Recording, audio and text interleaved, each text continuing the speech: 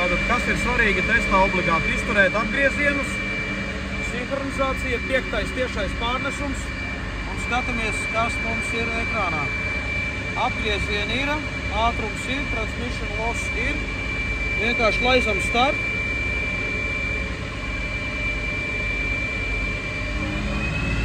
Griežam augšā.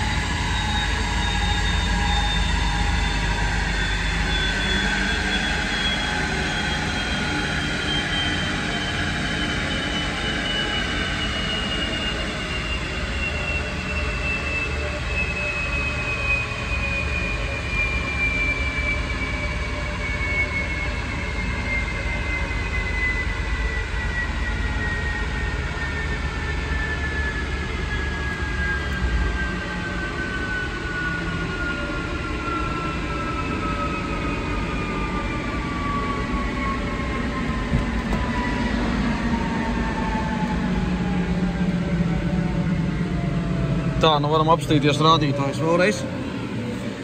Ko mums viņi rāda? Nu, kā redzams, šoreiz vienīgais, kas man neizdevās, iepriekšreiz bija 220 km/h, tad es tagad 210 laikam par ātru izrāvu no roba ārā, bet, kā redzams, tie rādītāji stipri līdzīgi. Abas līknes ir faktiski identiskas, bet šoreiz izdevās man, jā, 5. robā no 2100 apgriezieniem. Un, kā redzams, jā, tad aptuveni, principā iznāk tā, ka 483, 481 griezes moments, kā redzam, 192, 204. Nu, ņemot vērā, jā, ka nav nekādu kļūdu sistēmā, jo iepriekš te viņa gļučīja, jā, bez tā sensora, pareizi? Jā. Nu, tad faktiski, nezinu, uz doto brīdi izskatās, domāju, ka tur nekādu kļuku nav un stipri tas viss zavoda līmenī noteikti, ka būs. Un pie zirgiem arī pastamies, kur šeit pat iznāk, ja tad bija 161, nu, vidējais, labi, stends izņem vidējo ārā no 159 starp 165, karoči, 161, 162 kaut kur gruba gavarjā varētu būt tie točnie zirgi tur iekšā. Nu, labi, nu, izplūde, karoči, pa lielam ir šeit, un, nu, vadībā jāskatās ir programmā, lai tur varētu pateikt, vai tur točni kaut kas ir darīts. Bet, nu, faktiski rūpnīcas jauda, rūpnīcas efekts. Nu, nogurusi točna viņa nav, un, labi, interesanti būtu, cik būtu bijis ar to devēju, kas tev tur bija, jā? Iepriekš. Jā, ar iepriekšējo tā kad bija. Bet, nu labi, jebkurā gadījumā mums tagad ir atskaites punkts stabili, cik mēs dabūjam tagad. Un tad, kas būs jau ar turbīnu. Jā. Nu, tur tas pieaugums noteikti. Pagad, cik vajadzētu būt? Nu, teorētiski. 25% vismaz.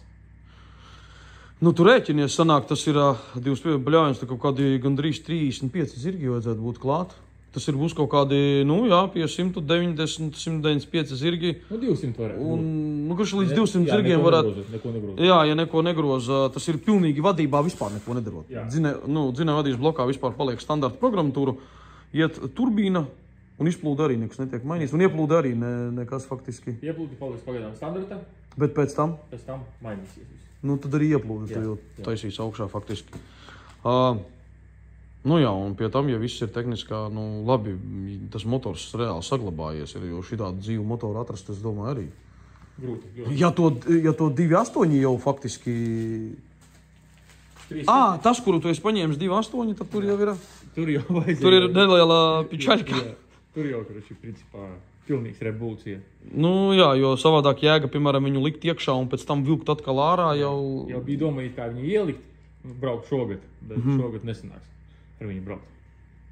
Nu, tā kā, nu labi, nu šitādiem projektiem vienmēr vajadzīgs laiks un... Bet, nu labi, jebkurā gadījumā rezultāts ir, auto iet, tehniski viņš ir dzīvs. Viņu arī var just īstenībā, ka viņš ir dzīvs. Nu labi, tu to sajūti ļoti ideāli pēc tā sensora, piemēram, jā, kaut vai, bet nu tagad kļūda nav. viss strādā korekti, viņš griežās tā gada auto ar to modifikāciju.